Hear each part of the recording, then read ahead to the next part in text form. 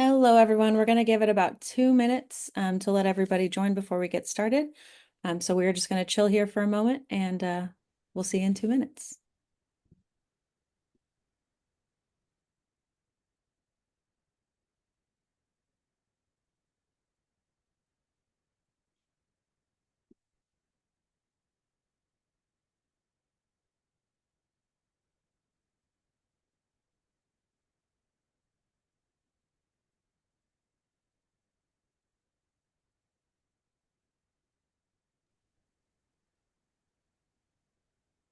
Hi, everybody who just joined. We're going to kick it off at the 2-minute mark. So give us about one more minute and then we will get started.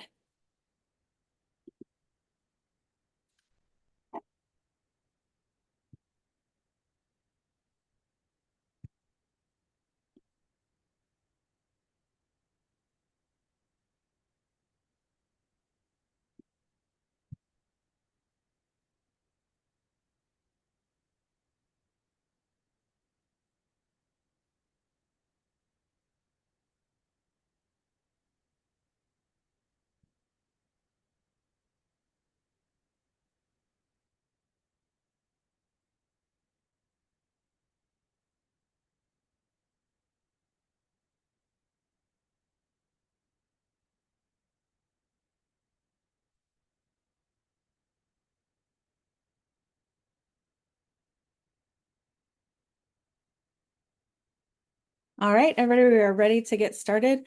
Welcome to our Season of Giving webinar. Today, we're going to talk about all things Season of Giving, start to finish. So let's go ahead and dive in. And hello there, I'm your host. My name is Missy. I lead our global engagement team here at Goodera, based out of the Americas. I live in Dallas, Texas, and I love all things volunteering and, of course, cats and plants. So let me go ahead and run you through our agenda, and then we'll get you introduced to our panelists today. So Goodera is the world's leading volunteering management company, just to introduce you to who we are. We just passed the 1 million employee volunteer threshold. Super proud of that. We actually run volunteering events in over 100 countries and growing. And we also just passed the mark of benefiting over 10 million people from the efforts of our wonderful employee volunteers. And for our agenda today, so of course, we're going to do welcome and introductions. We'll do a spotlight for both of our panelists to look through some of the awesome things that they've been working on. And then for our topics today, we're going to go through Season of Giving in general, what it means, why you want to do it, planning and executing your Season of Giving campaign, so all the nuts and bolts of making it happen. And then how do you continue the momentum after Season of Giving? And then if we have time, hopefully we will, we'll get into some Q&A at the end. And I will hand it over to our panelists. Mehdi, if you'd like to go first. Yeah, sure. Hi, everybody. My name is Mehdi Braga, and I manage the global volunteer engagement at Aero Electronics. I'm originally from Brazil, have been in the US for almost 16 years, and I have a very diverse background, I would say, lots of experience in different areas, which has contributed to help me do this role as the global volunteer engagement at Aero. I'm very happy to be here. Thank you for the invite. We're so happy to have you. Mallory, would you like to introduce yourself? Sure. Hi, everyone. Good morning, good evening, good afternoon, wherever you are. My name is Mallory Burke. I am a senior manager of social impact at Atlassian Foundation. We are based all over the world. We make collaboration software. I'm sure that many of your companies might be using.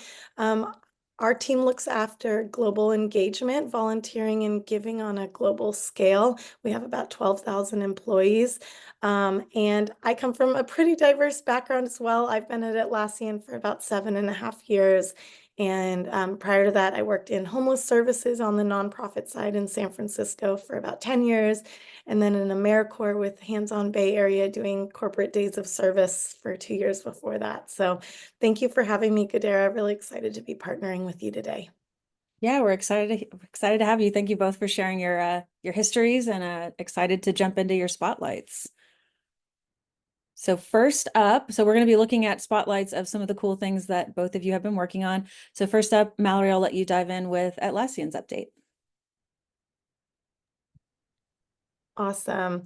Thanks so much. So Atlassian, our foundation is a founding member with Salesforce and a few other companies of the Pledge 1% movement.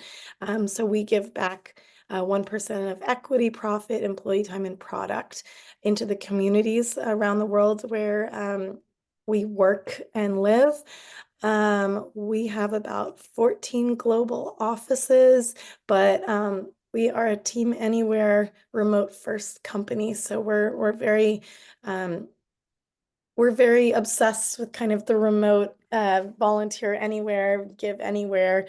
And so we love to empower our employees in that way around the world.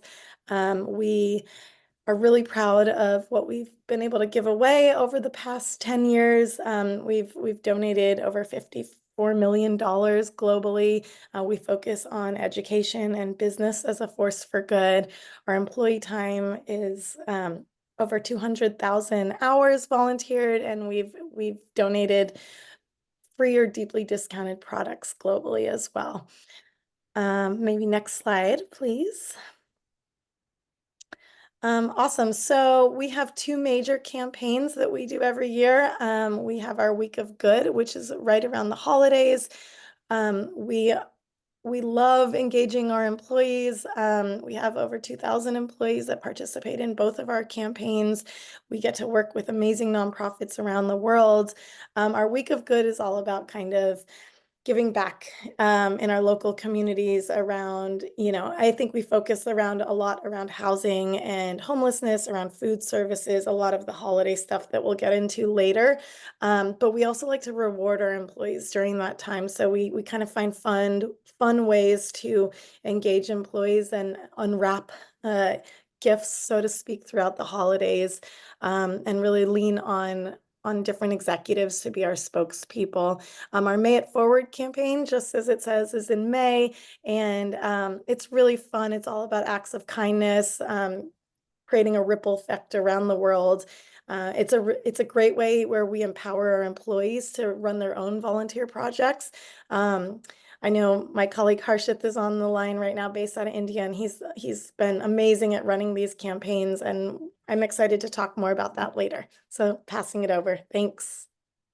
I love the ripple effect and just even just like the branding of May It Forward. That's so cool. Also the piece about the 133,000 product licenses discounted or free to MPOs. It's just a really cool stat to be able to track and call out for your impacts.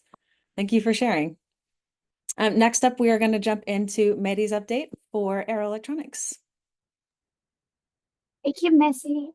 Well, Aero has more than 22,000 employees globally. We started expanding our corporate responsibility last year even more. We have two campaigns every year. Last year, we had Earth Month in April and Season of Wellbeing in October. And this year, we had Earth Month again as the first campaign of the year because it was very successful and resonated with a lot of our employees. And then now in October, we're going to have another month of volunteer campaign that is going to be the Tech for Good campaign. Besides having this month-long campaigns twice a year, we encourage our champions that we have all around the world. We are close to 160 global volunteer network champions right now, which is very exciting. We have been growing a lot during the last year, and we encourage them to have donation drives and volunteer events throughout the year. And we provide all the support through Goodera and also with our team. And we're very proud of what we accomplished last year. As you can see, the numbers on the slide are from our ESG report from last year. And we're hoping to have, more participation. We really think that once you volunteer, you will want to volunteer again. It just makes you feel good. And we want everybody to have that experience. And I always say that I cannot do the work that we're doing without the support from our champions, because they are the ones making uh, everything right happen. So I'm very, very excited for what we have accomplished and what we'll accomplish this year and in the years in the future. So thank you again. And I'll pass it back to you, Missy. Yeah, it's been so cool to work with you and see your growth this year. I think in particular the growth of your champions and seeing so many people, step up to take that role, which, just exponentially increases your volunteering across the board and just the exposure that your employees get to it. So yeah, thank you for sharing. Thank you. All right, well, next up, we definitely want to hear from all of you. So why are you here? What stage is your organization at with the planning? Are you just getting started? Is your planning in progress? We can't see who you are, so no shame in the real answer here. We'll give it a few more seconds and then look at the results.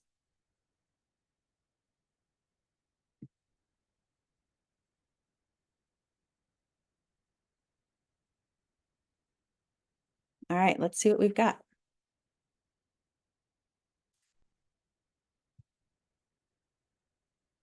Okay, so it looks like the vast majority of you are in the process of planning. Some of you are just getting started. A couple of you don't have any plans yet this year.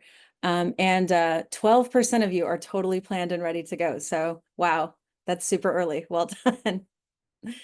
All right, let's jump into our first big topic here. So season of giving. And this one really is just all about the why. So when it comes to season of giving, I think like big picture, of course, what are we doing here? Like, why are we doing this? We're bringing our people together. We're bringing our employees together to share in something, share in a cause, share in a goal and a purpose to help people at the time when it's really difficult to be a person who needs help around the holidays. So there are several different benefits to having one of these campaigns: boosting morale, growing your sense of we, standing out and looking awesome with these campaigns. They're highly visible, great stories, great data points. Strengthening the connection that you have with your local communities. They, of course, have increased needs around this time. Connecting your employees around the globe. So maybe, they never talk to people that are in another part of the world that are within your company, but this gives them a chance to come together. And then, of course, the going into next year, like having a big splash for the holidays that builds some momentum going into the new year. So Mallory and Maddie, question for you both. Mallory, we can start with you. How do you champion inclusivity? I know it's a tough topic sometimes with the holidays, but to make sure that that's incorporated into your programs. Yeah, so true. And especially, I mean, I know both Arrow and our company are global, so we have people all around the world. I think we really focus on the acts of giving rather than the idea of any one holiday in particular. We also rely a lot on our ERGs. So we have ERGs that are supporting loads of different social issues. And so I think we have a great ERG that's called Faith in Action. And so they're totally inclusive. And so they're bringing, all of their people and their energy to these programs. I think also just having a wide variety of opportunities and really allowing our employees to dream big and do what they want to do around the globe. And then there's obviously, excuse me, times all throughout the year that are different giving opportunities in different cultures. So with Goodera and with other partners, making sure that we have opportunities available at all times of the year. I love that. So it's like your big holiday splash, like the central effort, is really more about the actual act and less about the particular holidays, but you're leveraging your ERGs to focus on those particular holidays and giving them that space to do it. I love that because it's easy to get too into Christmas, to be honest, and make it all about that, but it's also easy to overcorrect and be more like culture blind or holiday blind essentially around these and just celebrate nothing to not over celebrate one or the other. So I love that. I love that sense of balance that you bring. How about you, Mehdi? Did you want to add anything to that? Yeah, so I love everything that Mallory said, and I agree with that. I think the most important thing is to make sure that we are not focusing on one holiday or the other. we have to be very respectful, right, during the entire year, not only at the end of the year when we are thinking here in the US about the holidays, because there are so many different cultures and so many different holidays. So we want to make sure that our champions, our employees have the opportunity to have events that are meaningful to their culture, not only at the end of the year, but throughout the year. And offering events that focus on the major holidays at the end of the year, and having the option for them to customize if needed for other important celebrations. I think it's vital, as we need to give the flexibility to our champions to organize their own events, and having all those things in place to help them and making sure that they have that flexibility is very important. I love the point of making sure that all the things are in place for them, because you can empower people to run volunteering all day long, but if they don't have the support and tools, they're not truly empowered. So yeah, I love that. Also just leaning on your network to create these events that are relevant to their country or their particular group. That's awesome. One more question for you, Maddie, actually. So when it comes to your champions, how do you keep them motivated? They've got to be tired by the end of the year. How do you keep them motivated to, get everybody going for the holiday season? I know, yeah. So I think everybody's very tired right at the end of the season. And the way that we keep them motivated, is to again like provide all the support that they need so they can do like the volunteer events in addition to their day-to-day work. And uh if we provide them all the tools, all the resources, and give them the opportunity to make it even easier if we have a partner like Goodera to organize their events so they don't feel overwhelmed, I think it's really, really important because then uh, it will make it easy for them to have a volunteer event uh, when they're tired and overwhelmed with everything that they have to wrap up for the end of the year. And dipping in a little bit to link that up. So I think what you're referring to is, so we have a platform where you can go in if you're a volunteer champion and find an event and set it up there. And it's all like packaged up and you just, pick how many people and where you want it to happen. So I know you empower your volunteer champions to actually get into that platform, plan the events. So that's how they're able to have those tools and they're ready for them. So all they have to do is get people excited and get them there and have a great event. Exactly. Awesome. Well, I think we are ready for another poll. Okay, so this one's a little more detailed. So which part of planning your holiday volunteer campaign do you find most challenging? And I am very excited to see what the popular answers are here. So give it about 5-10 seconds, and then we will see what you say.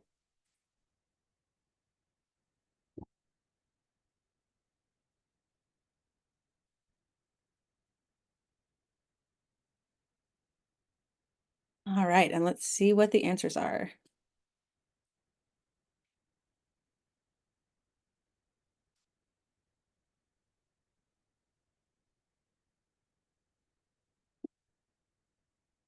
I'm just waiting on them to pop up.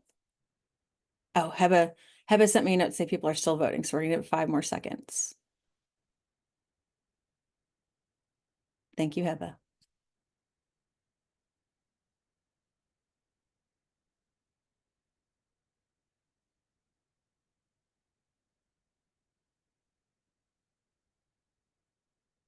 Okay, we have our results. Okay, so when it comes to what the most challenging thing is, it looks like most of you, 39% of you, are saying employee engagement. Not surprising, because that's a lot of variables. That's a lot of individuals to get involved and get them participating. Finding time to plan is the second most popular answer. So that's what we're here to talk about today. So that's great. And then setting realistic goals after that and leadership engagement are the other two things that people find the most challenging. So we'll be sure to talk about, get some tips from our pros here on how you can conquer those things. All right, let's dive into our next topic. So planning and executing, popular topic from the poll. So like literally how and when do you plan your volunteer campaign? All right, so disclaimer here, these are some general steps. Now, the order of these, or even like step 3, might also be step 5 and step 7 and step 10 again. But this is the general order that most people are going to follow. So listening, of course, is going to be your most important first step. So if you have a champion network, or if you have really avid volunteers or people who tend to volunteer, take a moment to really listen to what they want to do, understand their preferences. Define what you want to do. So put together like the high level what you want to do, whether it's what cause areas you want to align to, what countries you want to focus on, things like that. And then that's where you're really going to pull in your leadership, show them your plan, get their buy-in, and set the expectation with them ahead how their buy-in is really going to pack a punch with driving employee engagement. So does this mean you need them to send out an email to everybody? Does this mean you'd really like them to show up at some of these events? So show up ready when you engage them to set those expectations. And then next up, you're going to get into the nitty gritty, plan all the logistics. So Mehdi, you were referencing our platform where the champions come in and plan out their events. So those kinds of things. So the actual events, getting everything, all of the on the ground day of things ready to go. And of course, not forgetting the t-shirts. Part of that planning may also include adding additional detail for that leadership level and how you want them to be engaged in each step. Next up, when you know what's happening, you know when it's happening, and you know what to get people excited about, you're going to start promoting the campaign internally. As we all know, that can be a difficult step. There's comms budgets, there's other things that we want people to do, Q4 sales goals, all kind of things to work around. So definitely don't underestimate the planning that may need to go into that step 5. And then you're going to go live, like the really exciting moment where people can sign up for events and you get to look at reports and see all the people that are excited to do it and get a good idea of what your participation is going to look like. And then after you've actually had the day of, it's live, you did the events, you're going to measure and share your impact. And we'll talk a little bit more about that. All right, so next up, we are going to get into the best practices. So a lot of best practices that we can really drill into today, but I want to hand it over to our panelists. So Mehdi, we can start with you. What are your pro tips for a successful season of giving campaign? Like, what are the top 1 or 2 things that you would advise? Well, all those steps are very, very helpful, and I think it's great. And as you said, right, following them in the order that is important.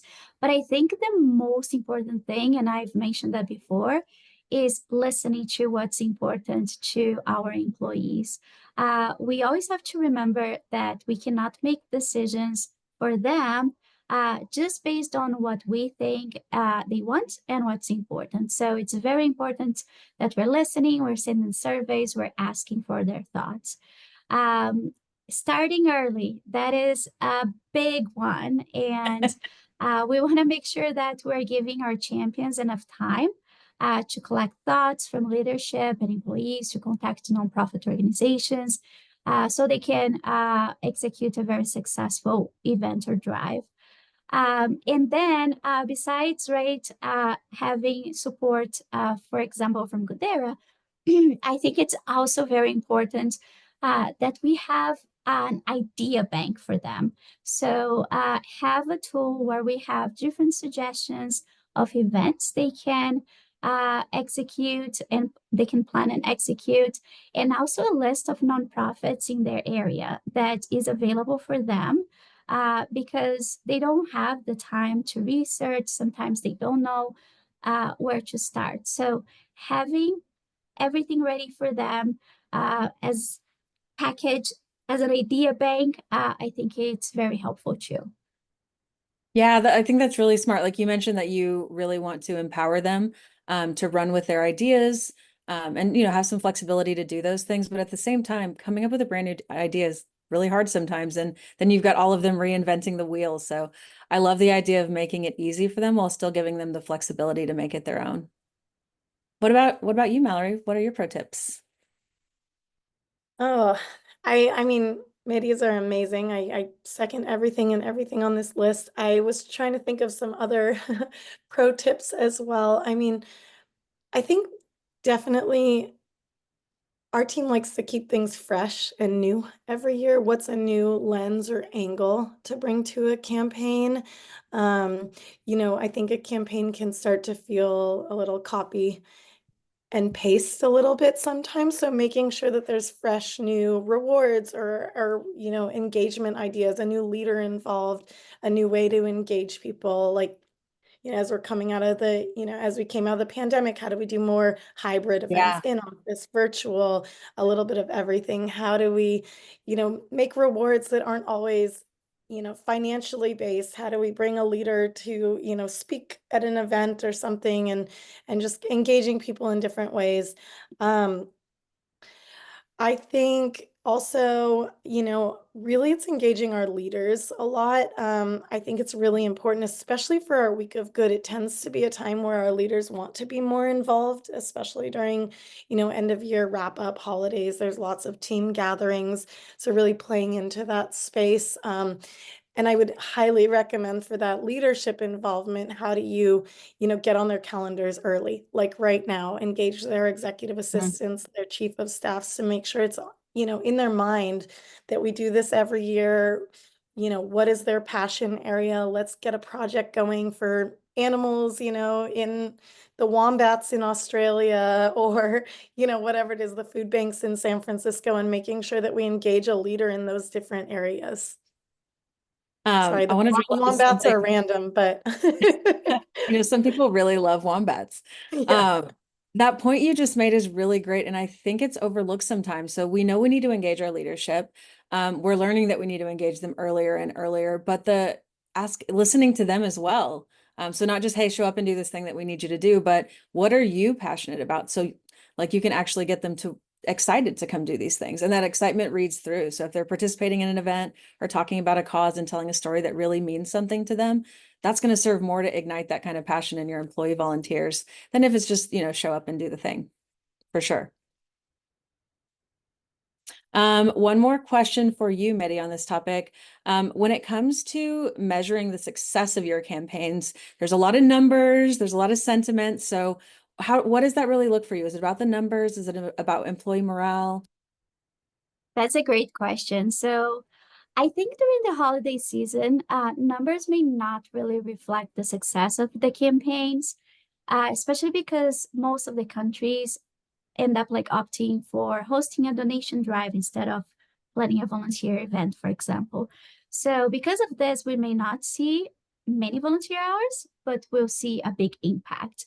So I think we can measure the success more by the excitement of the champions as they are planning the event, by the pictures and the feedback we receive from them, and also the excitement of our employees while they're donating and volunteering and posting on LinkedIn. So I think those things will really measure the success more than the numbers. And we know that the numbers are very important, but I think during the holiday season, end of the year, that will be the best way to measure and see if we were successful or not. Yeah, I think it's a great combination. And what we see a lot is the numbers are really good for planning, because it's hard to plan around a feeling. But, we want to get this many volunteers. We want to get this many hours. We want this many people to participate. That sets the stage. But when you're looking back and reflecting in storytelling, those pictures and those videos and people seeing each other's pictures and videos, like that's the real story, like how people felt and what it meant to them, for sure. And then Mallory, for you, I did have one more question on this topic. Um, what are the classic pitfalls that you see? What are the don'ts that you want to advise people to watch out for when they're planning their campaign? Yeah, I think we struggle with this a lot. I think, a business is such, a fluid thing. There's changes, there's, potential um add-ons of an executive town hall at a time you weren't expecting it, or there's, an earnings call that you weren't ready for, or, there's layoffs, who knows what's happening in a business. And so just really being mindful and realizing that volunteering and giving back is the heartwarming piece of all of this. So it's what our employees want. It builds community. It allows our employees to come together, you know, outside of their 9 to 5, and really feel good about the work that they're doing. And so, even if it happens to fall during, a tough time of year, making sure that you bring the message of community to the forefront. But being mindful. I think we've struggled with when do we have our end of year campaign? Do we do it in October? Do we do it in November? Do we do it in December? And we've kind of fallen onto this, like, the Giving Tuesday, International Day of Volunteering, that first week of December has been a sweet spot. It's Mhm. definitely tricky for the US because it's right after Thanksgiving, but it seems to work pretty well. It's hard also in a global environment. You have holidays all the time in every part of the world. So how do you make sure that you're not, interrupting people's family time as well? But I think, at the end of the day, giving back is wholesome. It's community building, it's team building, and really kind of playing into that a bit more. That it's what we all love to do. Um, and just, yeah, I think being realistic and understanding that, businesses are going to shift every year, and so playing into that a little bit more. Yeah, I'm hearing like not everything is going to fit into the perfect picture that you imagine for your campaign. Every business is a little bit different. I think um, depending on the company, sometimes it feels like by the time you get to November 15th, the year is over. So it's being realistic to what is that perfect time for your business, and like why are you actually there, and not forgetting to help people to feel that. Yeah. And also, I think not, shoving too many campaigns down people's throats. Like, how do you make sure that it's the right amount for the Mhm. year, and that you're really kind of spreading things out and allowing people's, individual, desires to come through in a campaign as well. Yeah, beautiful. I love it. I think we have time for one more poll for everybody. All right, so we're going to shift gears a little bit into what happens after the holidays. So when it comes to the biggest challenge in sustaining your volunteering momentum after the holidays, what do you feel like that is for you? And I think for some of us, what it is for us personally may be a little bit different from what we think it is for our programs or our companies, but answer however fits for you. And we'll give it about 5 more seconds.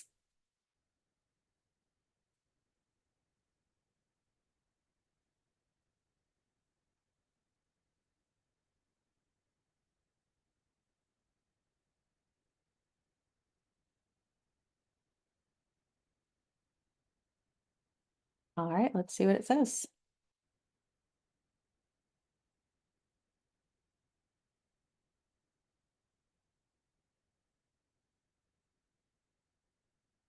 Okay, so it looks like the majority of you, 48% of you are saying completing competing priorities. Not surprising, we're literally talking about two topics right now, planning forward and planning season of giving at the same time. Employee burnout, I think that's a very real one, especially with like what even is work culture now? It's changed so much in the last few years, and understanding what burnout looks like and how to mitigate it is changing every year. And then next up, we have leadership buy-in. So lack of ongoing opportunities, it looks like that's not as big of a challenge, but competing priorities, burnout, and maintaining leadership buy-in for sure. All right, so let's talk a little bit about how to manage those things. All right, so continuing the momentum. So there's a few main things that you really want to think about here. So first, you want to think about celebrating and recognizing.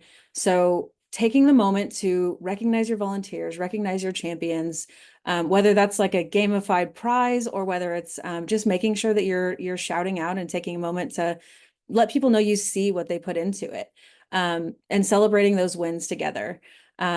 On top of that is making sure that those new volunteer events are ready to go. So, Mady, I know you talked about your volunteer champions and them having the tools and being able to pick new events. So when they're rolling out of this, big burst of volunteering that they've done with the company, making sure that the tools are there for it to be easy for them to plan whatever works for them and their area. Next up, you really want to think about measurements and reflection. So of course, there's all the data points that we talked about, but really tell the story. It's all too easy to wrap up a great campaign, high five, oh my gosh, I'm so tired, and then roll into the next thing that you want to do. But you really want to dig in and take the moment to tell the story. Show the pictures, show the videos, get into all hands, thank everybody. and do what you can to really pay that back to your volunteers and your champions. That's going to be the most motivating thing for them to continue doing it. So if you really want to get into all the feel goods of volunteering, telling their story is really going to do the trick. And then our last thing that you really want to think about is your leadership and culture integration. So you've got your leadership buy-in for this program, and maybe you have for a couple programs in a row, but you really want your employees to see that your leadership is bought into volunteering overall, like they're bought into the social good profile of your company. So as part of your planning, you want to, those steps that we went through, those 1, 2, 3, 4s, you want to work that same flow into planning your year round or planning into what you'll be doing for MLK right around the corner. And then when it comes to culture, so culture integration is just such a huge topic. There are so many things. But think about what those things are and really prioritize, how am I weaving volunteering into our culture? So it's not something that I'm pushing, I'm driving, or my volunteer champions are driving, but it becomes part of who we are. Is it in your performance reviews for your leaders? Do you have a survey out there where you're listening, where people are able to give feedback and say the things that they want to do? When your new employees start, do they get an example of how volunteering is who you are? Do they get invited to an event? Do they get to see the impact reports for your company? So those 3 big areas there, definitely something that it's worth taking a beat, taking a moment, thinking about how you'll do those things as you're planning for your next year in tandem with planning for your season of giving. So I would really love to hear some tips from both of you. Mehdi, I'll start with you. How do you balance? Because it sounds straightforward enough. So just plan them both at the same time. It'll be fine. But like literally, how do you do that? Yes, you're right. Great It's question. harder than it Sorry. sounds, right? But I think the key is to make sure that, again, going back to what we said before, we plan ahead. So I think starting the year with a calendar for our Global Volunteer Champions, with everything that is happening during that year, is very, very important. So, for example, for our holiday season campaign, we are now communicating with them so they have enough time to plan everything and start thinking about what they're going to do for December. And at the same time, my team will be working on what's coming next. So I think it's balancing really like, okay, what's going to happen now? We have to communicate ahead of time. And while that is happening with them, we are working on the other things. And then we will also have to execute the campaign while other things are happening. So I think planning and starting early with communications and everything that we have available for them is very, very crucial. I want to call out the what's now, what's next. It sounds like you're kind of building that into everything. So if we're taking a moment to talk with a leader about what we want them to do now, let's go ahead and at least tease what's next. Or if we're sitting in a meeting with, our primary volunteer champions and we're planning out what we're doing for this event, part of that meeting is also what's next. So it's like double dipping on the time, but also just training how people are thinking. So it's not, let me get through this thing. Okay, let me do it all over again. Just always thinking about that next step. Yes, yes, I love that. Exactly. And then a question for you, Mallory, a little bit different. Do your programs focus more on campaign based or do they focus more on year round or is it a combination? Yeah, it's a bit of a combination. In the past, we've tried to run a quarterly campaign kind of owned by our team. And it feels kind of overwhelming. You're almost like stopping a campaign and like immediately picking up the pieces to, start a new campaign and you feel like you're always communicating to employees. So we've kind of scaled that back a bit so that we can allow our employee campaigns to come to the surface a bit more. We, are in the middle of a big September campaign with the Cerebral Palsy Alliance. We have another employee who runs a campaign in March around World Water Week.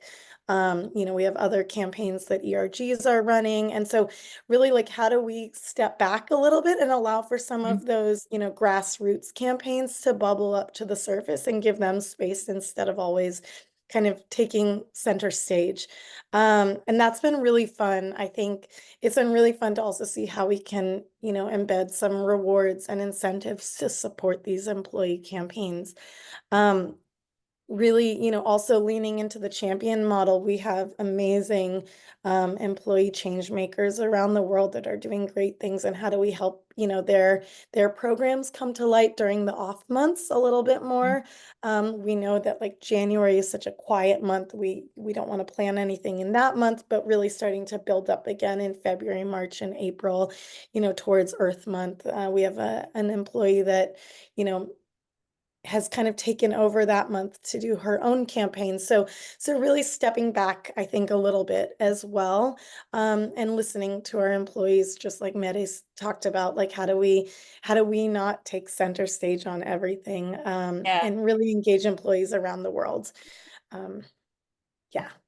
I like that. I think it ties a little bit to what Maddie was saying. Yeah, for sure. Around how do you let them drive all the things year round and do all the things they're excited about and just really unlock what they're capable of.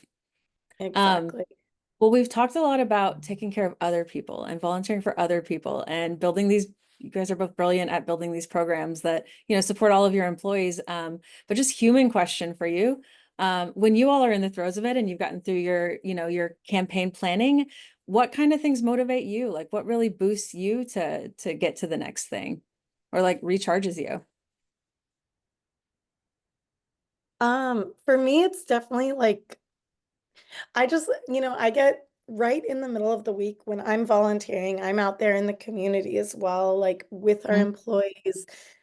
It's exciting, like, right? And there's so much excitement and hype and seeing all the, we have dedicated Slack channels for our different campaigns. So seeing all the photos and stories come in, it's so heartwarming, and doing the wrap up blog as well. I think, definitely allowing our team, like, it's okay to take breaks. And I feel like that's definitely the Australian, like, we're an Australian tech company. And so, Yeah. having that come through a little bit more, like, I don't think, as an American culture, we always like to take breaks a lot. And so definitely to slow down and not feel like we need, to be going again right on January 1st, but give ourselves a little bit of time to kind of absorb what we've done. Yeah, I think 7 years with that type of mindset has been good for me. No, it's such a great reminder. It's so easy to say like, oh yeah, take breaks. But like no, when you've got a lot going on, just take a moment. And when you come back, you're just so ready to go. How about you, Maddie? What recharges you to go into the new year after a holiday campaign? Um, I think looking at what we have accomplished, I think, as Mallory said, I feel the same way when I am with the community, with the employees volunteering. I like feel so happy to see their excitement. Uh, Last week, a couple weeks ago, we had a couple of events in Denver, and that energy recharges me. I get so happy every time I'm, in one of the events. And then when we have meetings with our GVN members, or if I'm onboarding them, that recharges me too. And then I think in the beginning of the year, looking back at all of those things that bring me happiness, gets me recharged again. And it's not like, oh, here's another year. Oh, we're starting this again. It's more like, yay, let's keep doing all the amazing things that we did last year. And just like, thinking back. Yeah, I love that. I think that victory lap, and that looks different for everybody. Like for me, it's just telling my wife all about it. Like, oh my gosh, look at this awesome stuff that we did, and just taking that victory lap at home is so energizing. But yeah, I love that you both said just the vibes from showing up at these events and seeing people doing the good that you did all of this for in the first place, and just feeding off of that energy for sure. That can be very propelling. Well, I think this may be a first, but we do actually have time for a Q&A. So I think we're going to jump into some Q&A.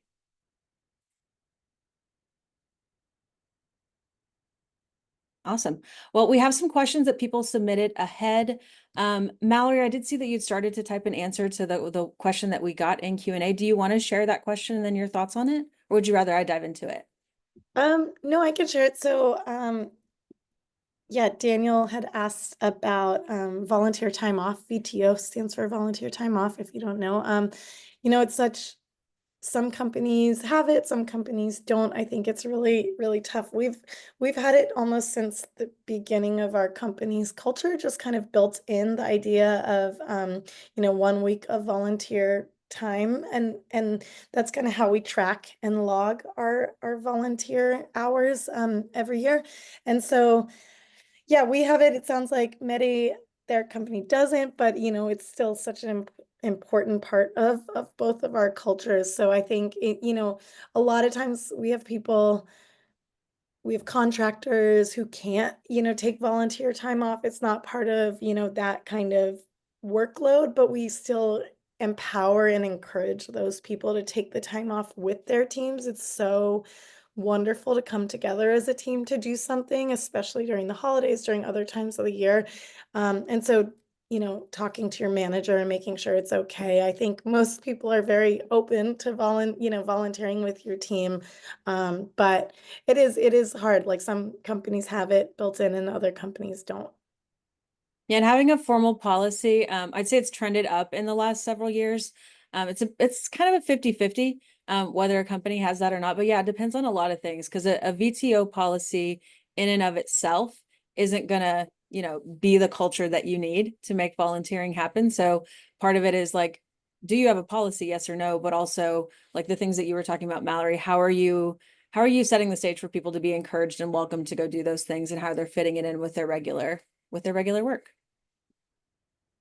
And I will share one more question that came through.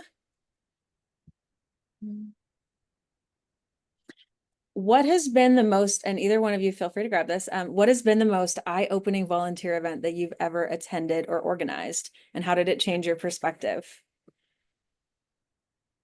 Um, And you can do you both mind? answer it. Dive Okay. right. So I have one that's like wild and it was the first, so it was in my like year one coming over from nonprofit world, really excited and energetic and want to get everybody involved in employee engagement. And one of our leaders at the time, our CFO, I believe it was our CFO or our chief legal officer at the time, had been volunteering with this organization that kind of went into prisons in California, and it might have been we haven't done it since, but and it was this full day immersion experience where you're working and engaging and learning about empathy and um, kind of supporting incarcerated individuals who are going through education programs and kind of getting degrees and doing almost like an entrepreneurship program. And it was by far the most eye-opening experience I've ever encountered. Like we ended up it became the hottest volunteer opportunity because we leased buses for the day because we went 3 hours into the middle of California, and every leader wanted to be involved because it was just a very different kind of experience, something no one had ever done before. And The leaders um, were coming to you to get involved? well, like we didn't have enough spots, and every executive wanted to go with us, and it was headed by one of the executives, so he was, pumping it up, and it was just really exciting. And it was just the most. I mean, I've worked in like the homeless shelter system for about a decade, and in SF, and that was eye-opening and different, and builds empathy, but this was a different type of empathetic experience, and it's left me feeling like how can I do that again, and how do I engage again in that kind of space? So Well, excuse the Christmas pun, but you kind of light up like a Christmas tree when you talk about that. So I can really tell you had a great time. there That's you that's go. really it's such a unique and meaningful program. Thank you for sharing Right. that.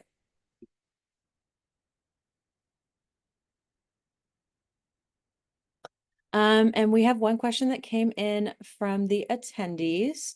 How do you align your season of giving campaign with your strategic philanthropic focus areas? And I think that's a really great question because you may have, we focus on health and communities, or you may have specific pillars that you focus on throughout the year. And it's pretty easy with holiday activities people get really excited about a lot of really specific things to get super off track of what your core pillars are. So curious to know how you all approach that. And I see you leaning in, Medi. Yeah, I love that question. And the reason why I love it is because I love the pillars that we have. So at Arrow, we have four pillars. They are green good, tech for good, STEM for growth, and giving for good. So the reason why I love them so much is because they are all great. And then the last one, the giving for good, is the catch-all, is the one that we can like support any cause that is important for our employees or the holiday season. So giving for good, right? We are doing something that is more general. It can be anything. So during the holiday season, the season of giving, right? It doesn't have to be anything that is related to a holiday. It does not have to be Christmas. It does not have to be Hanukkah, Boxing Day. It can be just doing good. So I love, right, having the pillars that we do. And still, like you can still do, something for season of giving or the holidays that has to do with doing good.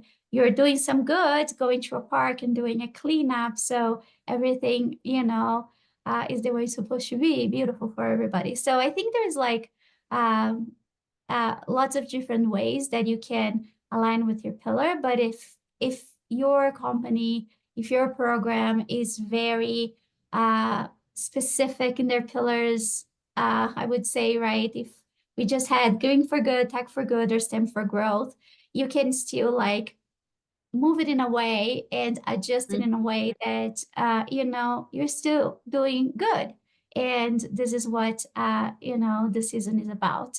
Uh, so That's such a good compromise because you have your big cause areas that you're focused on, and then you're like very intentional to have this other space over here. And I'm a big reporting nerd, so as you were saying that, I was picturing how easy that must be and clear to tag those things and be able to report on totals for each bucket because you do have that catch-all. So our big pillars here plus this additional pillar that captures anything our employees are passionate about. It's very cool.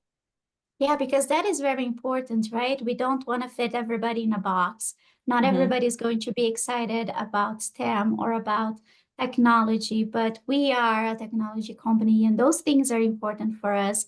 And that's important, but we also have to make sure that, again, we're listening, we are taking into consideration what matters to our employees. So, Beautiful. I think we have time for one more question. So I'm going to ask a complicated one. We got a question that was actually submitted by one of our attendees before the event even started. How do you create a volunteering campaign that is that's internally going to gain approval year over year? So whether it's your campaign or your overall big picture volunteering program, we'll broaden that a little bit. Obviously you all have established programs, but whether it's, making the case for resources or making the case for asking for people's time, I think we all know, you have to make that business case in many cases over and over again, oftentimes going into the new year. So we've talked about some of the metrics that stand out for volunteering. We've talked about the storytelling. I'm curious to know from either or both of you, are there particular things that internally really help to secure the buy-in to keep your programs going from the right people? Yeah, sure. I can, it's interesting. Our team has been going through a lot of, change and I feel like it's kind of what happens a lot, with a lot of these teams, Yeah. you move under a different org. And I think it's interesting, the more you can bring business value to what we're doing, in the impact space, whether it's, around retention and like why are people choosing your company over another Yeah. company, whether it's around that kind of storytelling in the beginning, the onboarding experience, to like how we're, leveraging product and support programs for the nonprofit and opening up a whole new kind of revenue stream, where products are discounted and kind of more advocacy and awareness in that space. A lot of times it has to do with storytelling, like the right stories coming to the forefront that you can share with different parts of the business. We've also had different years of embedding ourselves a bit more into the OKR process. So how do you have teams embed the social impact work into team health, or kind of having its own OKR around like giving back as an organization? We had, I think, about 3 or 4 years ago where most teams were taking on an OKR, and we've kind of changed our process. But that was a great way of really bringing importance to the work that we're doing. We're a bit in I have to say it's hard because we're a bit in a luckier situation where it's been built into our roots and to, our giving back around, the Pledge 1% movement. So I'd love to hear from Madi's perspective, like, in a different way. I mean, I feel like we are lucky, and not every company has that built in, that executive buy-in. So anyway. Yeah, I agree with what you said, and those are all great thoughts. And as you said, having the leadership buy-in is very important, and we have to have a strong case, and we can only do that with the data, right? So, showing them that this is helping, what we're doing is helping with employee engagement, that it's helping with retention, that is helping with the pride from our employees, talking about the company and sharing how they love what we're doing. So all those things plus to right, showing them that this is that there is a return on investment. So having all the data to support our programs, I think, is very important. And we feel like we have like a very strong, I would say, support from our higher senior leadership. And this has been really amazing, and it's really great to hear from our CEO how important it is that we are helping the communities where we live and work. And uh, like, all we can hope is that that trickles down, but showing them the data and the numbers and the results, I think, is where we can get the support for the following year. Well, excellent pointers. Thank you both for sharing. And I'll tease a little bit. We have a podcast we just recorded that's coming out with Dr. William Fleming, and that's all about the ROI of volunteering. And he did some incredible studies to actually show that volunteering has a tangible impact on employee experience and well-being, like how they actually are as humans. That greatly outpaces some of the more traditional like wellness programs that we may be accustomed to. So really cool stuff that we've been working with him on, and research he's been doing and that we'll be sharing with everybody soon too. Well, I just want to thank you both so much for being here. I had a blast. I love talking about volunteering.